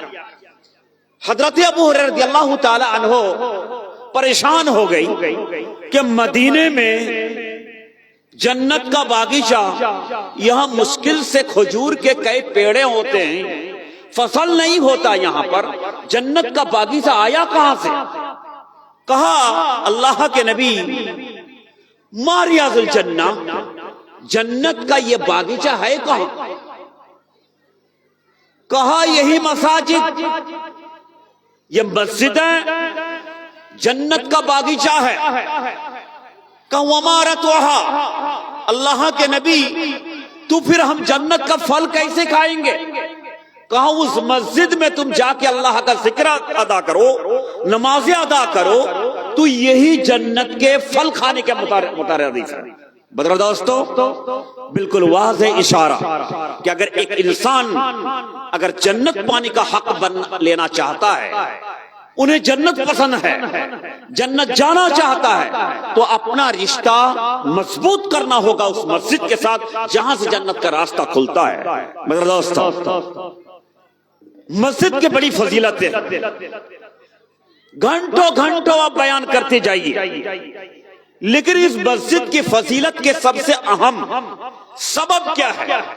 क्यों मस्जिदें कायम होगी? इतनी फजीलत वाली क्यों जगह ये है? इसलिए कि सबसे बड़ी इबादत नमाज उस मस्जिद में कायम की जाती है। बदर दोस्तों, हमारा जो सीवा तरीका हुआ है कि मस्जिद हम तामीर करते हैं और करना चाहिए, हजरत आयशा रज़ी अल्लाह ताला अन्हा बयान करती हैं कि नबी करीम सल्लल्लाहु अलैहि वसल्लम ने इरशाद फरमाया है कि अपने महलों के अंदर तुम मस्जिदें बनाओ और मस्जिद को सफाई का एहतराम भी करो। मेरे दोस्तों बुजुर्गों, मस्जिदें हम बनवा ले रहे हैं, लेकिन मस्जिद के बेरादीनी और गैर आबादी के सबब पे हम करार दिए जाते हैं। पहली बात तो यह है कि मस्जिद बड़ी बनानी पड़ती है। क्यों? इसलिए कि जुम्मा में लोग ज्यादा हो जाते हैं मौलाना, और हमारे गांव में अगर जुम्मा के दिन शादी ब्याह अगर आ गया तब तो फिर जगह बड़ा मुश्किल हो जाता है। रमजान में तरावी में भीड़ हो जाते हैं, औरतें भी आना चाह रही हैं। बदरा दोस्तों, मैं आपको वाज़ेह कर दूंगा, नमाज की फर्जियत कुरान और हदीस के अंदर ऐसा नहीं है कि सिर्फ जुमा आप पर फर्ज हो, रमजान का फर्ज हो, नहीं। सही बुखारी की हदीस, सही मुस्लिम की हदीस, हजरत अब्दुल्ला बिन अब्बास रज़ी अल्लाह ताला अन्हु बयान करते हैं कि नबी करीम सल्लल्लाहु अलैहि वसल्लम हजरत मुआज इब्न जबल को मदीने से यमन भेजा, बड़ी दूर, और यही पैगाम देके इन्नका ताती अहला किताबिन फलियकुन अव्वल मा तदउ इलैहि शहादत वल्ला इलाहा इल्लल्लाह। ऐ अब्बास, तुम जहां जा रहे हो वहां के बाशिंदे सारे यहूदी हैं, नसरानी हैं, ये मुसलमान मोमिन नहीं। लिहाजा तुम पहले जा करके उन्हें कहो कि अल्लाह रब्बुल इज्जत की वहदानियत का वो इकरार करे, शिर्क से बचे, और उनके आखिरी पैगंबर नबी करीम पर वो ईमान ले आए। अगर उन बात को मानता है फखबिरहुम इन्नल्लाह इफ्तरद अलैहिम खम्स सलावातिन फिल यौम वल लैला। अगर वो बात मानता है तो उन्हें बताओ कि अल्लाह रब्बुल इज्जत ने दिन और रात के अंदर 5 औकात के नमाज फर्ज किए हैं। अगर इसको मानता है, प्रैक्टिकल जिंदगी में लाता है, तो उन्हें ज़कात की बात कहो, उन्हें रोजे की बात कहो, हज की बात करो। बड़ा दोस्तों, इस हदीस के अंदर भी साफ साफ बातें आ गई कि इस्लाम की जानिब से जो फरीजा है नमाज के ताल्लुक से दिन और रात में 5 वक्त के फराइज हैं। जुमा यकीनन बाबरकत एक इबादत है, लेकिन उस बरकत को हासिल करने के लिए आपको पंजगाना नमाज के आदी बनना पड़ेगा। इसलिए दोस्तों बुजुर्गों, मैं अपनी बातें लंबी नहीं करना चाहता हूं, जो मैं पैगाम देना चाहता हूं आपको कि बहुत खूब है आप अपनी समाज के अंदर बेदारी लाइए। हमारे औलाद, हमारे नौजवान, बेटा बेटी आज जो दीन से दूर होता चला जा रहा है, नमाज की जो हक्कानियत कुरान और हदीस में बयान किया है उसे हम पामल कर रहे हैं, उसकी तरफ हमारी तवज्जोहत होनी चाहिए। मस्जिद यकीनन बनाइए, ये सदका जारिया है, क़यामत के दिन यही मस्जिद आपकी जन्नत जाने का रास्ता खोलेगा। अब बनाइए, लेकिन उनके साथ साथ मस्जिद के जो हुकूक हैं उन्हें भी अदा करने का हम अहद करें। अक़ूलु क़ौली हाज़ा वस्तग़फ़िरु लकुम सालिल मुस्लिमीन व सल्लल्लाहु तआला नबियना मुहम्मद व सल्लम। वस्सलामु अलैकुम व रहमतुल्लाहि व बरकातुहू। अलैकुम सलाम व रहमतुल्लाहि व बरकातुहू। मोहतरम हाज़रीन, उस्ताद मोहतरम फ़ज़ीलतुल शेख जनाब मुज़म्मिलुल हक़ अल मदनी हफ़िज़हुल्लाह से पुरमग़ज़ खिताब समाअत फरमा रहे थे। मेरे भाइयों, आपसे 2 बातें कहूँगा। पहली बात तो यह है कि जो पीछे बैठे हुए हैं थोड़ा आगे आ जाएं, क्योंकि हमारे बीच जो इश्तहारी वक्ता हैं और फ़ज़ीलतुल शेख इमदादुल हक़ मज़ाहिरी साहब वो तशरीफ़ ला चुके हैं, इंशाअल्लाह आपके रूबरू होंगे अभी, इसलिए आगे आ जाइए, आगे आ जाइए। फटे चले সাইডে সাইডে বসুন। ঠান্ডার দিন একটু সাইডে সাইডে না বসতে গেলে ভালো লাগবে না। বাড়ি ঘরে যারা এখনো পর্যন্ত বসে আছেন তাড়াতাড়ি চলে আসেন। দোকান পাশারে জিলেবি খাওয়া অনেক হলো, চা খাওয়া অনেক হলো, তাড়াতাড়ি চলে আসেন। ইশতাহারি বক্তা আমাদের মধ্যে ফজিলাতুল শেখ জনাব ইমদাদুল হক মাজাইরি সাহেব উত্তর দিনাজপুর থেকে তশরিফ নিয়ে এসেছেন। উনি আপনাদের সম্মুখে ইনশাআল্লাহ বক্তব্য দিবেন। আমি একটা কথা এটা বলবো যে আমাদের এখানে যতগুলো লোক বসে আছে এর মধ্যে গরিব লোকও আছে, মালদার লোকও আছে, বিভিন্ন প্রকারের লোক আমরা এখানে বসে আছি। আমাদের মধ্যে অনেক লোক আছে যারা দিনের মধ্যে বিড়ি, সিগারেট, তাম্বাকু, গুটকা এগুলো জিনিস দিনে কমসে কম 50 টাকারও খেয়ে নিচ্ছে, 20 টাকারও খেয়ে নিচ্ছে, কমসে কম 10 টাকার তো কেউ খাইছে। আজকাল গরিবও 20 টাকার নিচে খায় না বিড়ি, সিগারেট, তাম্বাকু ইয়া চায় হোক ইয়া কিছু হোক, আজকে খাচ্ছে। আজকে যদি গরিব একটা লোক থাকে, আপনার বাড়িতে একটা মেহমান যদি চলে আসে, ইয়া প্রিন্সিপাল সাহেব যদি আপনাকে বলে দেয় এ আজকে আপনি দাওয়াত দিবেন, হ্যাঁ হ্যাঁ মুরগি সাহেব চলেন, কেন আপনার ঘরে আমি মুরগা কেটে নিব। প্রত্যেক লোক এত বড় দিল রাখে যে মৌলানা সাহেবের কোনে মুরগাও কেটে দিবে, মানে 400 টাকার একটা মুরগি, দেশি মুরগি কেটে ফেলে দিবে, কিলিয়ে দিবে। কিন্তু কথা হচ্ছে এই যে এটা কথা বলতে চাই যে আজকে আমরা এতগুলা খরচা করে দিছি, আর যখন মসজিদের চান্দার বাড়ি যখন আসছে তখন মাত্র এ জুম্মার দিনে যখন ছেলে পিলা লিয়া এ টুপি লিয়া এরকম করে ঘুরে, তো দেখি যে জেবে 2 টাকা আছে, 5 টাকা আছে, তো ওইটাই দিব। কেউ এটা মনে করে না যে না আজকে সপ্তাহে আজকে নামাজ পড়তে যাব তো 50টা টাকা আমি দিয়ে আসবো। যদি এরকম আমরা মনে করে নি তো এই মসজিদের জন্য আমরাকে জালসা জুলুসা চান্দা করার দরকার পড়বে না।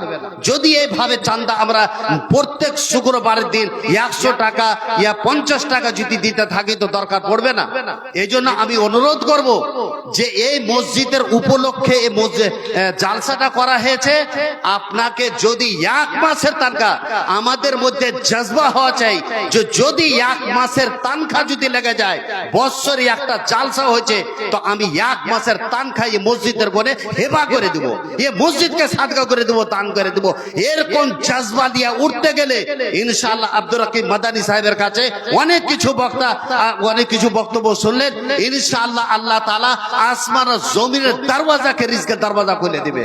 জজবা হওয়া চাই আমাদের মধ্যে। ইনশাআল্লাহ আমাদের সম্মুখে আসছেন আর উনি বক্তব্য রাখবেন আর চান্দাও করবেন। দিল খুলে মনে করেন যে যা কিছু জেবে আছে 1 মাসের তানখা আমি নিয়ে এসে মাওলানার হাতে দিয়ে দেব। এই জজবার সাথে বসে থাকেন আর বক্তব্য শুনেন আর দান করাতে এই মসজিদে এই জান্নাতকে আবাদ করার গুণে আপনাকে বেশি বেশি করে হিস্সা নিতে হবে। এটা আপনাদের কাছে অনুরোধ। জাযাকুল্লাহ খায়ের।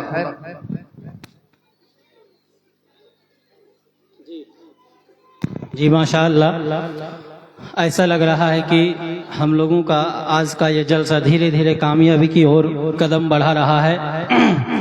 बड़ी खुशी हो रही है। अभी स्टेज में आप लोगों के सामने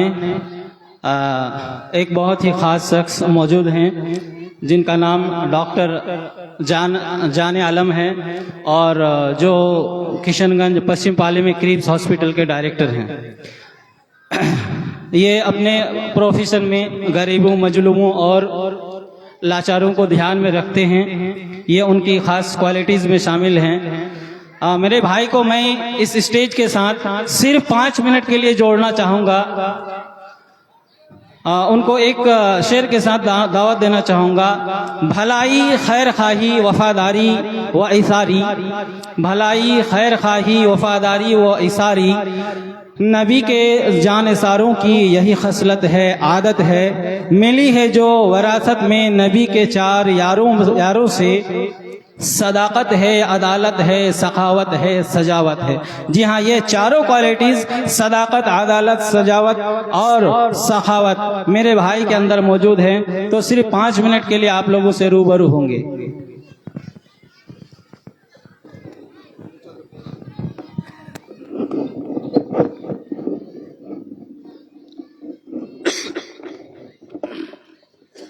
अस्सलामु अलैकुम वरहमतुल्लाहि वबरकातुहू। नहमदुहु व नुसल्ली अला रसूलिहिल करीम, अम्मा बाद। बाद अऊज़ु बिल्लाहि मिनश शैतानिर रजीम, बिस्मिल्लाहिर रहमानिर रहीम। इक़रा बिस्मि रब्बिकल लज़ी खलक़। मुअज़्ज़ज़ सामिन इकराम और स्टेज पे बैठे हुए हमारे उस्ताद जनाब मौलाना फज़ीलतुश शेख मुज़म्मिल हक मदनी हफ़्ज़ुल्लाह, मैं आपको अपना थोड़ा तारुफ बता दूं। जो मेरा नाम डॉक्टर जान मोहम्मद है, मेरा घर लक्ष्मीपुर बालूबाड़ी है और मैं यही जामियतुल इमामुल बुखारी में भी तालीम हासिल किया है। मेरे बड़े भाई हजरत अली ये हमारे सीनियरों में से है, एक है और भी लोग हैं यहाँ जो मुझे एक उनसियत है उन लोगों से, क्योंकि जो मेरी मादरी तालीम हासिल हुई है यही एक मदरसा है जो जामियतुल इमामुल बुखारी, जो आपके सामने एक यूनिवर्सिटी की शक्ल में अभी होने जा रहा है। भाइयों दोस्तों, मैं चूंकि कोई मुकर्रिर नहीं, लेकिन मैं कुछ अपने लोगों को मैं सजेशन देने के लिए, मैं कुछ एजुकेशन अवेयरनेस करने के लिए, मैं अपने लोगों को जागरूकता बनाने के लिए, जगाने के लिए मैं कुछ बातें आप लोगों के सामने रखूंगा, क्योंकि हम भी आप ही लोगों में से हैं।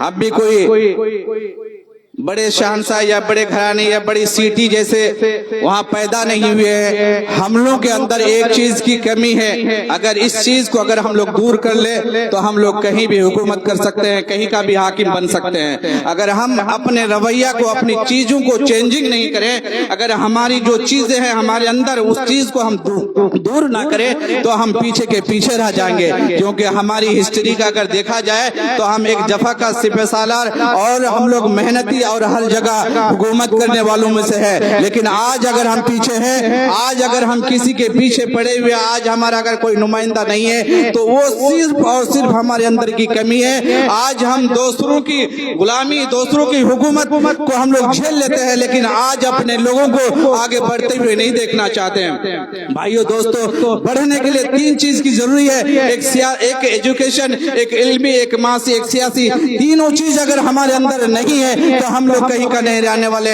हम लोग हमेशा पीछे के पीछे रह जाएंगे। लेकिन आज अगर ये तीन हमारी चीजें आ जाए, आज हमारे पास ऐसा नहीं है जो पैसा नहीं है, आज ऐसा नहीं है जो हमारे पास जायदाद और जमीन है नहीं है, लेकिन आज अगर हम लोग अगर नहीं चाहे जो एजुकेशन भी ना हो, तो जैसे आज हम दूसरों की दर दर ठोकरे खा रहे हैं, जगह जगह पर जगह हम लोग गालियां खाते हैं, जगह पर जगह ईंटें और पत्थर ढोने पे मजबूर है, आज हम हर जगह रिक्शा चलाने पे मजबूर है, आज वैसी की वैसी रह जाएंगे।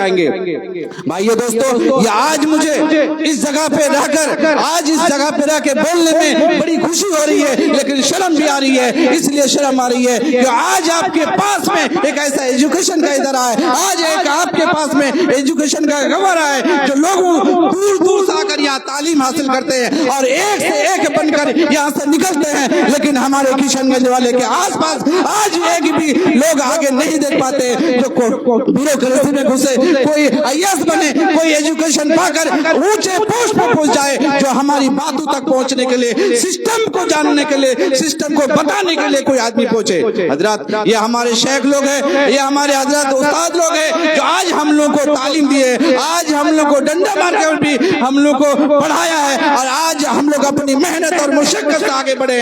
दोस्तों, आप ये मत सोचिएगा जो पढ़ाई के लिए पैसे की जरूरत है, पढ़ाई अगर हो, अगर किसी को लगन और किसी की मेहनत जारी हो तो पैसा कोई रुकावट नहीं बनता है, अपने आप रास्ता चुन जाता है, अपने आप रास्ता उस मकाम तक पहुंच जाए। मैं अपना जिंदा जिली मिसाल दे रहा हूँ, हमारे शेख यहाँ मौजूद है, मैं आपको बता रहा हूँ जो कॉलेज की फीस के लिए मुझे भी पैसा नहीं था जब मैं मेडिकल कर रहा था, मैंने शेख आज मौजूद है, आज बोलने में मुझे खुशी हो रही है। शेख की तरफ मैंने कहा, शेख मुझे आज फीस नहीं है, शेख ने अपनी फीस मुझे दिया और मैंने तालीम जामिया हमदर्द जैसे मेडिकल करके आज मैंने किशनगंज में क्रीम्स हॉस्पिटल, जो हमारे 5 ब्रांच है, दिल्ली से लेकर जामिया, दिल्ली से लेकर किशनगंज तक, आज मैंने आप लोगों को अगर ये हॉस्पिटल लाया है, हमारे जो चेयरमैन फाउंडर क्रिप्स ग्रुप के जो हॉस्पिटल के जो फाउंडर चेयरमैन है इम्तियाज नूरानी से, उनको मैंने कहा जो किशनगंज के अंदर एक ऐसा हॉस्पिटल की जरूरत है, एक ऐसा एजुकेशन की जरूरत है जो यहाँ के लोगों की जरूरत है, जो सिल्लीगुड़ी या जाते जाते रास्ते में पेशेंट डेथ कर जाता है, हॉस्पिटल के गेट पे जाने में डेथ हो जाता है, उसमें बड़ा अफसोस होता है अगर किशनगंज में एक ऐसा हॉस्पिटल बन जाए। और मैंने हॉस्पिटल खोला, फिलिप्स हॉस्पिटल, जो कि सारी फैसिलिटीज है, सारी सुविधा है, जो आपको सिलीगुड़ी या पूर्णिया जाने की जरूरत नहीं है। अफसोस होता है जो आज आपके अंदर ऐसे लोग मौजूद है, आज आप उससे इस्तेफादा नहीं उठाते, आज फायदा नहीं फायदा हासिल करते हैं। आज अगर आप लोग चाह ले और नहीं चाहेंगे तो जैसे हम इस जमीन पे बैठे हुए इसी जमीन पे रहेंगे। आज आप लोगों में से कोई अगर ऐसा होता तो आज भी आप लोग स्टेज में होते, हम पीछे बैठे रहते। भाइयों दोस्तों, मेरे कहने का मतलब है आज हमारी आबादी कोई कमी नहीं है, लेकिन आपके पास कोई रहनुमा नहीं है। क्यों? हम भी तादाद में कम नहीं है, लेकिन हमारे अंदर एजुकेशन नहीं है। हमारे हजरत लोग, हमारे शेख लोग काउंट करते हैं, परसेंटेज निकलते हैं जो हमारे सरसवादी बिरादरी में एजुकेशन की तालीम क्या है, एजुकेशन कितने लोग हैं, एजुकेशन में कितने लोग घुसे हुए हैं, लेकिन परसेंटेज आता है कितना? 10%। कितने तादाद है? 3.5 से 4 लाख किशनगंज के कंसल्टेंसी में है, लेकिन हमारे पास कोई नहीं है इससे आगे बढ़कर। दोस्तों, हमसे अच्छा कटिहार वाले हैं, वहाँ पे तो डिस्ट्रिक्ट जज भी है, वहाँ तो SDM भी है, वहाँ तो कलेक्टर भी है, लेकिन हमारे किशनगंज में हमारी एजुकेशन सबसे कटिहार से अगर देखा जाए तो हमारे पास किशनगंज में सबसे बड़ा इदारा जो है जामियातुल इमामुल बुखारी है, लेकिन हमारे पास इस तरह का कोई एजुकेशन वाला, ब्यूरोक्रेसी में, सिस्टम में घुसने वाला कोई नहीं है। अगर आप चाहे तो आज भी ये तैयार कर ले, जब तक एजुकेशन नहीं लाइएगा, एजुकेशन नहीं कर पाइएगा, तब तक आप किसी चीज में आगे बढ़ नहीं सकते। सिस्टम में नहीं आइएगा, सिस्टम पीछे आपको धकल देगी। लेकिन आपको मैं बताऊंगा, आप लोग तैयार कर लिए, एजुकेशन अगर लाइएगा। आप देख रहे हैं फिलिस्तीन के लिए हमले हजारों कतर रो लेते हैं, लेकिन फिलिस्तीन के चारों तरफ मुस्लिम आबादी है, लेकिन सिर्फ इजराइल जो फिलिस्तीन है चारों तरफ मुस्लिम है, जो इजराइल बसा हुआ उसके तरफ भी मुस्लिम आबादी है, लेकिन इजराइल के पास कोई हथियार नहीं है, कोई बंदूक नहीं है, कुछ नहीं है, सिर्फ एजुकेशन है, जिसके बदौलत वो आज फिलिस्तीन को पूरी दुनिया में हुकूमत कर रहा है। आज हम भी अगर ये सोच ले, ये तैयार कर ले, जो एजुकेशन, चाहे लड़की हो चाहे मदरसा का स्टूडेंट हो, अगर वो चाह ले जो हम कुछ करना चाहे, बहुत सारे लोग आगे हैं, अल्लाह रास्ता दिखाने वाला है, अल्लाह रास्ता का इंतजाम करने वाला है, सिर्फ आपके दिल में होना चाहिए। हमारे जब लोग यहाँ पढ़ने के लिए सोचते हैं तो गांव घर के लोग उसको वर्गलाते हैं, भटकाते हैं, बोलते हैं तुम अपने बेटा को क्या कर रहे हो, अपने बेटा को लफा बना रहे हो, और ये नहीं देखता है आज हमारे सरसवादी बिरादरी गांजा, चरस और भांग और स्पैंग और दारू में पड़ा हुआ है। दोस्तों, ये और चीज पीछे लेके जाएगी और आपको ऐसी जगह में लेके जाएगी जो आप लोग हर कोई गुलाम बन के रह जाइएगा। आज जिस तरह से जान मोहम्मद आपके सामने खड़ा है, एक लक्ष्मीपुर का, किशनगंज सिटी आपके नजदीक है, लेकिन लक्ष्मीपुर बहुत दूर 50-55 किलोमीटर है, जो दरिया भी था और रास्ता भी नहीं था। मैंने वहां से आके आज तालीम हासिल करके एक बड़ा हॉस्पिटल कायम किया हूँ, जो आप लोग भी जानते हैं, जो किशनगंज के अंदर ऐसा हॉस्पिटल नहीं है। आज आप लोग अगर बच्चा और गायनी को भी दिखाना चाहेंगे तो आप दूसरे डॉक्टर को दिखाना जाते हैं, लेकिन दूसरी जगह किसी एक डॉक्टर को दिखाएंगे, कहीं जांच होगा, कहीं एक्सरे होगा, कहीं अल्ट्रासाउंड होगा, कोई दवाई खरीदनी पड़ेगी। तो इस तरह से भाइयों आपको अलग अलग जगह जाना पड़ता है, लेकिन हमारे हॉस्पिटल में सारी फैसिलिटीज है, सारी सुविधा है। अपोलो जैसा डॉक्टर को हम रखे हैं, मैक्स जैसा डॉक्टर को रखे हैं, मेट्रो जैसा डॉक्टर को हम दिल्ली से बुला के रखे हैं। आप लोगों को ट्रस्ट करना पड़ेगा, विश्वास करना पड़ेगा, तब जाके, क्योंकि मैंने हॉस्पिटल इसीलिए खोला था जो पूर्णिया सिलीगुड़ी ना जाना पड़े। भाइयों दोस्तों, इसीलिए हम किशनगंज में खोले ताकि हमारे लोगों को, कम से कम अपने लोगों को सहूलत मिले। अगर हम आपके दर्द नहीं समझेंगे तो मैं ये चैलेंज करके कहता हूँ, जो बाहर के लोग भी आपका दर्द नहीं समझ सकता, मैं आपका दर्द समझूंगा। क्योंकि ये जलसा है, कोई ऐसा कॉन्फ्रेंस नहीं जो मैं आपको स्पीच दूं। यहीं से मैं अपनी बात खत्म करता हूँ और शेख से भी गुजारिश करूंगा, जो जिस तरह पे आप हमलों पे ध्यान दिए हैं, आगे के बच्चों के लिए भी ध्यान दीजिए, ताकि हमारे बिरादरी के बच्चे आगे जाके तालीम हासिल करके ऊंचे से ऊंचे मकाम तक पहुंचे। अल्हम्दुलिल्लाह रब्बिल आलमीन। अस्सलाम वालेकुम। बहुत बहुत धन्यवाद।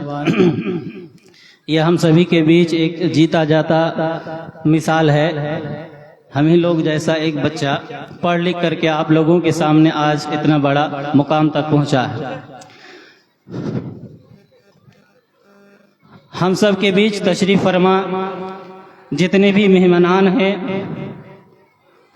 और ख़ासकर हमारे बीच तशरीफ फरमा नगर परिषद किशनगंज के वाइस चेयरमैन जनाब भाई कलीमुद्दीन साहब, को तहे दिल से मुबारकबाद पेश करता हूँ, अहलन व सहलन व मरहबा करता हूँ। दोस्तों, यही वो लोग हैं जो लोगों को एकता का पाठ पढ़ाकर लोगों के साथ कंधे से कंधे मिलाकर चलते हुए अपने पाक दामन और रोशन ख्याल का चरचश्मा लोगों के दिल में उतारने का काम करते हैं। यकीनन हमारा सभ्य समाज का मामला इन्हीं कंधों पर दारोमदार करता है, और मैं यकीन के साथ कह सकता हूं कि यहाँ पर मौजूद सारे के सारे जिम्मेदारान जो भी अपने पोस्ट पर पदस्थापित है और पूरी ईमानदारी के साथ सेवा भावना रखते हुए अपनी फरीजा का निर्वहन करते हैं।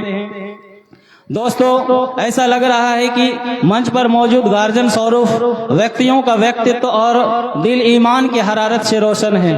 अब इसके बाद मैं आप लोगों के सामने हमारे भाई वाइस चेयरमैन नगर परिषद किशनगंज से आग्रह करूंगा कि वो 5 मिनट के लिए हम सब के बीच हम सब के साथ रूबरू होने का कष्ट करें।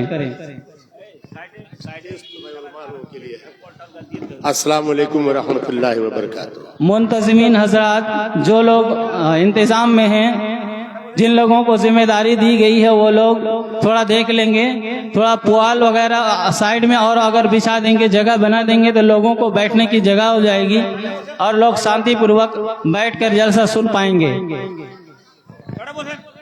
একটু আগে চলে এসেন, পিছন দিকে জায়গা হয় না, মানুষকে কষ্ট দিয়ে নাম নেই। একটু চলে এসেন, এই চলে এসো, একটু আগে দিকে চলে এসো, চলে এসেন, একটু চেপে বসে যান, দাঁড়িয়ে থাকেন না, এটা বেয়াদব। फिर से मैं सलाम कर दे रहा हूं आप सबों को। अस्सलाम वालेकुम रहमतुल्लाह। आज ये जो मजलिस मुनक्किद की गई है मस्जिद के सिलसिले में, और हमारे बीच मौजूद हैं हम लोगों के गार्जियन जनाब मुजम्मिल हक साहब, जो तौहीद एजुकेशनल ट्रस्ट से जुड़े हैं, प्रिंसिपल भी हैं और हम लोगों के इलाके के गार्जियन भी हैं। इस मंच पर बैठे हमारे तमाम उलमाए कराम, और करीब के अभी डॉक्टर चांद भाई तकरीर फरमा रहे थे, और आप सामीन जितने सामने हैं, मैं खुसूसी आप लोगों को मुबारकबाद पेश कर रहा हूं और शुक्रिया अदा कर रहा हूं कि आप लोगों ने मौदू किया, चंद वक्तों के लिए मुझको भी मौका दिया। बहरकैफ दीन और इस्लाम की जो बातें हैं, ये अल्हम्दुलिल्लाह हमारे उलमाए कराम आपके बीच रखेंगे। हम लोग समाजी कारकुन हैं, समाजी खिदमत से जुड़े हैं, और हम लोग कोशिश करते हैं कि अपने समाज को किस तरह से इत्तेहाद और इत्तेफाक के साथ एकजुट होकर के कदम से कदम मिला करके आगे बढ़ाने के लिए जो भी रास्ता हो हम लोग कोशिश करते हैं हमवार करने की। मैं आज खुसूसी अभी तालीम के बारे में डॉक्टर साहब बहुत जज्बाती तकरीर भी कर रहे थे। बेशक आप तमाम हजरात तालीम पर तवज्जो अपने बच्चे बच्चियों को दें, और मुझे फख्र है कि अभी बगल में जो इदारा चल रहा है तौहीद एजुकेशनल ट्रस्ट, जिसके चेयरमैन साहब मरहूम अब्दुल मतीन साहब, जो खुसूसी इस इलाके के लिए तवज्जो फरमाया और यहाँ एक इदारा दिया, और अल्हम्दुलिल्लाह खुशगवार माहौल में जो तालीमी बेदारी हुई है, हम तमाम लोगों की दुआ होगी कि अल्लाह उनको जन्नत अता फरमाए, और इसी का नतीजा है कि हमारे बीच जितने भी लोग बैठे हैं उलमाए कराम, कि आज हम लोगों के बीच में हैं। सच्ची बात तो ये है कि अगर जिंदगी में अगर कामयाब होना है तो तालीम हासिल करना होगा। तालीम के लिए कोई धर्म, जात, मजहब ये सब कैद नहीं है। आपको थोड़ी सी, जो बुजुर्ग हैं, जो गार्जियन हैं, उनको थोड़ी सी तवज्जो देने की जरूरत है। अपने बच्चे बच्चियों को तालीम से जोड़ देना है। मदरसा खुला है, स्कूलें हैं, और जो जो आगे बढ़ेंगे तो इदाराएं बहुत हैं, और अल्हम्दुलिल्लाह पहले के आप अभी सिरसाबादी की बात कर रहे थे, लेकिन इस सरजमीन में पैदा होने के बाद आप ही लोगों के बीच में हंसते खेलते और समाजी जिंदगी जीते हुए मैंने देखा है कि आज से 15-20 साल पहले के माहौल में और अभी में अल्हम्दुलिल्लाह बहुत फर्क है।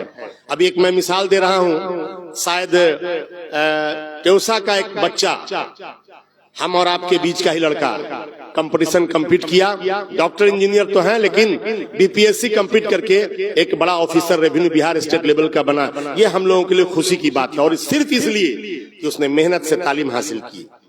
तो मैं चाहूंगा कि आप तमाम लोग थोड़ा कम खाएं, थोड़ा बचाएं। इसलिए नहीं बचाएं कि दौलत जमा करना है, इसलिए बचाएं कि अपने बच्चे और बच्चियों को तालीम दिला दें। और मेरा मानना है कि अगर तालीम दिला देंगे तो इंशाअल्लाह वो अपने अपने जिंदगी को कैसे अच्छा करे, बेहतर करे, वो खुद रास्ता तलाश लेगा कि उसको किस तरह से जिंदगी बसर करनी है।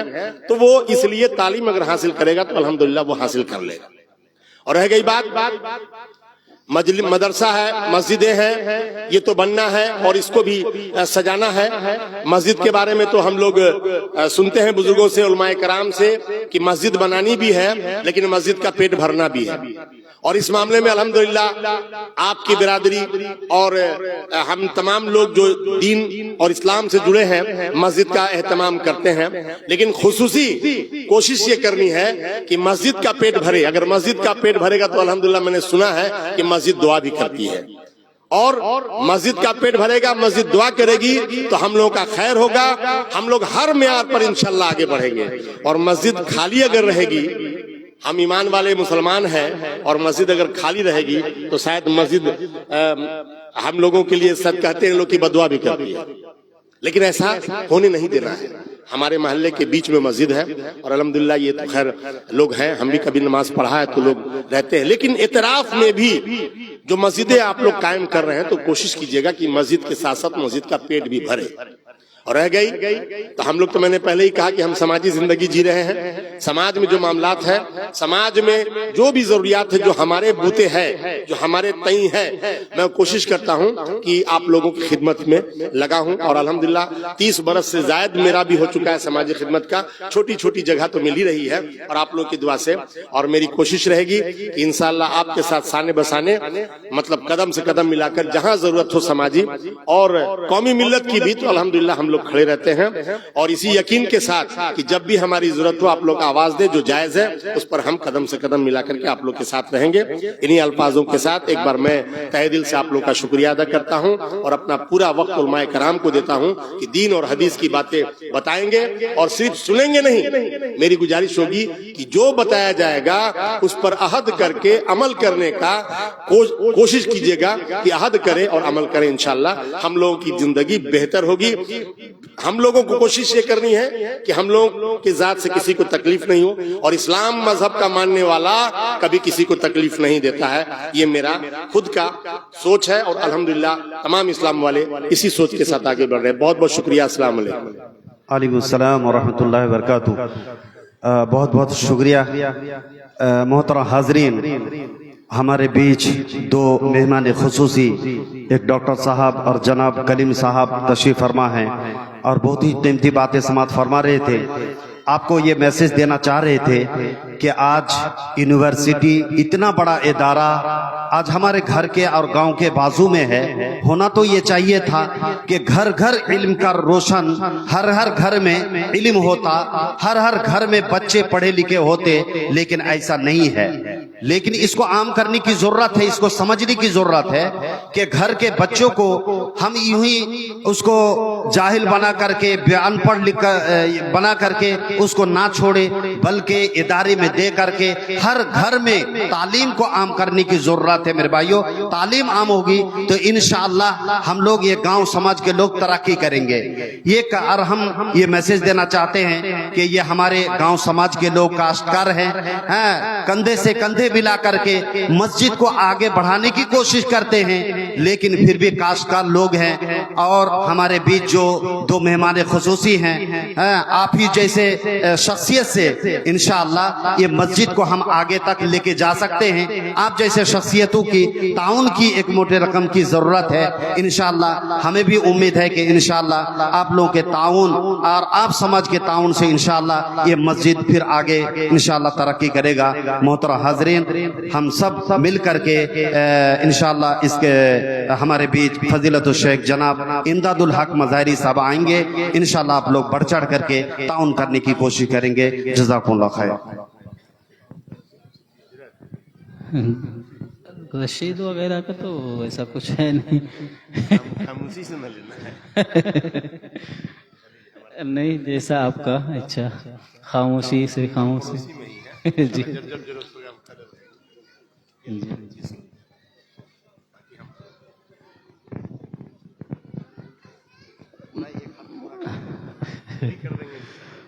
बहुत बहुत शुक्रिया।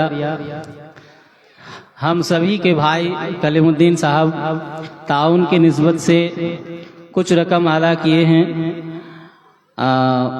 वो रकम मैं आप लोगों के सामने अभी सामूहिक तौर से ऐलान नहीं करना चाहता हूँ, क्योंकि हमको उसमें कुछ कमी लग रहा है। तो भाई कहे हैं कि हम उसमें पूरा कर देंगे। सब कोई अल्हम्दुलिल्लाह कहिए।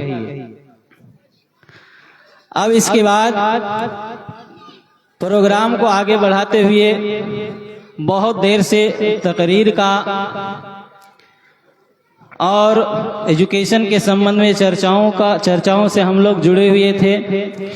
अब हम लोग एक बार नाते नबी से जुड़ेंगे, फिर 5 या 3 मिनट के अंदर ही हम समझ रहे हैं आप लोगों को किसका इंतजार है। हम जस्ट 3 मिनट के अंदर आप लोगों की चाहत और इंतजार को पूरा करने जा रहे हैं। तो नाते नबी समाअत फरमाएं। ठीक है। चमन चमन की दिलकशी गुलों की है ये ताजगी, है चांद जिन से शबनमी वो कहकशा की रोशनी। हवाओं की वो रागिनी, फिजाओं की वो नगमगी, है कितना प्यारा नाम भी नबी नबी नबी नबी नबी नबी नबी नबी। ये आमदे बहार है, वो नूर की कतार है, फिजा भी खुशगवार है, हवा भी मुश्कबार है। हवा से मैंने जब कहा ये कौन आ गया बता, हवा भी ये पुकार उठी नबी नबी नबी नबी नबी नबी नबी नबी। चले जो कत्ल को उमर, कहा किसी ने रोक कर, जरा बहन की लो खबर, फिदा है वो रसूल पर।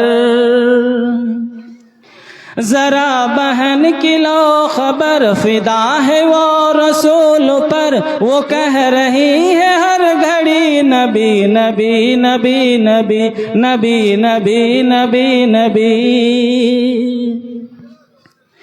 उमर चले बहन के घर, ये दिल में सोच सोच कर। उमर चले बहन के घर, ये दिल में सोच सोच कर। उड़ाएंगे हम उन कसर जो है नबी के दीन पर। सुना है जब कुरान को, खुदा के इस बयान को, उमर ने भी कहा यही नबी नबी नबी नबी नबी नबी नबी नबी। तो सामीन, अभी तक आप लोग नात खानी से महसूस हो रहे थे। अब इसके बाद प्रोग्राम का सिलसिला को आगे बढ़ाते हुए मैं आप सभी के बीच जिस खतीब को रूबरू कराने जा रहा हूं, मैं समझ रहा हूं बहुत देर से आप लोग उनके इंतजार में हैं। दोस्तों, साहिबे कश्फ व यकीन और औसाफ हमीदा के हामिल है वो, जिनकी बुलबुल नवाई, बेहतरीन उम्दा आवाज और मानीदार लफ्जों और कलिमातों से हम सबों के दिल के दरियाओं में फरहत व तमानियत, सुरूर और इंबिसात की लहर दौड़ाने वाले हैं और लहर दौड़ाने में मुकम्मल हैसियत रखते हैं। दोस्तों, मेरा अल्फाज और कलिमात बिल्कुल मुकम्मल तौर पर शेख इमदादुल हक से जुड़ चुका है। शेख को मैं एक शेर के साथ दावत सुखुन दूंगा। नाम उनका मिल्लते बैज़ा के परवानों में है, नाम इनका मिल्लते बैज़ा के परवानों में है। वो बहर सूरत अजीम उशान इंसानों में है। वलवला इस्लाम का उनके रवों में रवा है। لرزہ اس کے فکر سے باطل کے ایوانوں میں ہے۔ تو ہاں لیجئے دوستو، شیخ امداد الحق صاحب سے گزارش کریں گے کہ آپ اسٹیج پر لائیں اور اپنی روشن دلائل اور خیالات سے ہم سامعین کو راہ خدا میں، راہ خدا کا اور راہ الہی کا راہی بنائیں۔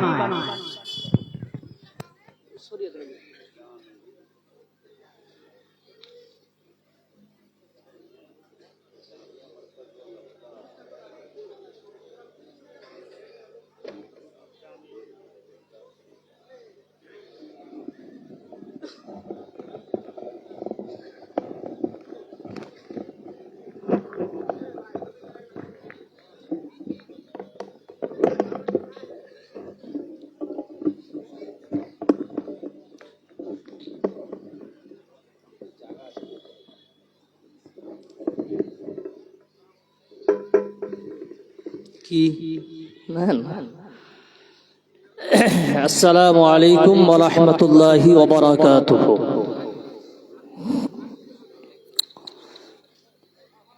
ان الحمد للہ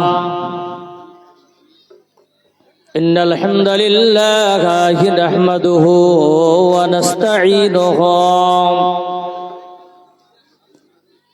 ونعوذ باللہ من شرور انفسنا ومن سیئات اعمالنا، من يهده الله فلا مضل له ومن يضلله فلا هادي له،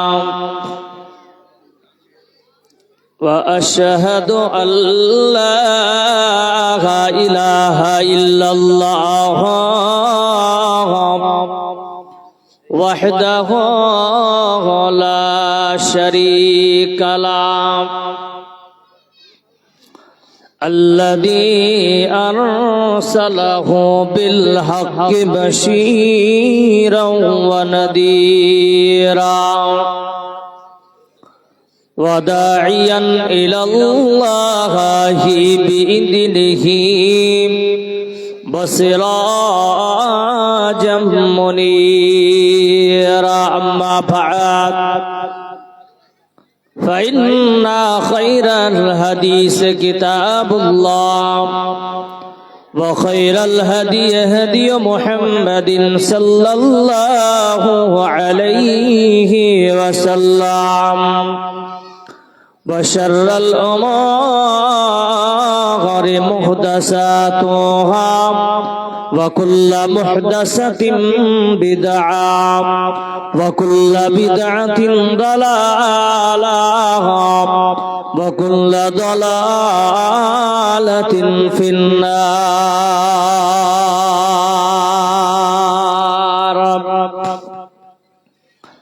أعوذ بالله من الشيطان الرجيم،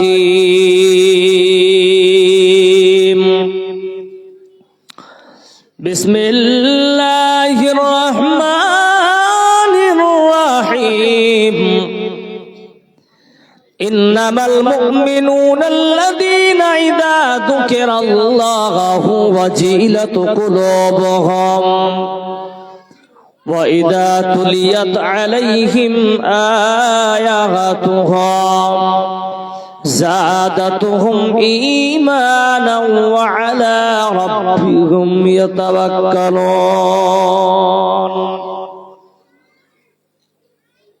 الذين يقيمون الصلاة ومما رزقناهم ينفقون، وقال الله تعالى إنما يعمر مساجد الله من آمن بالله واليوم الآخر وقام الصلاة وآتى الزكاة ولم يخشى إلا الله.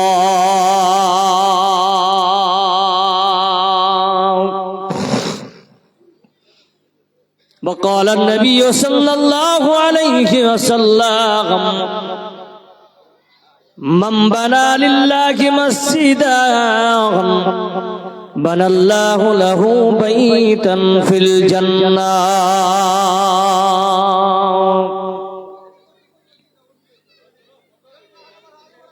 মরণ আমার ডাকে বেজে দিন নিষ্ঠুর রূপ ধারে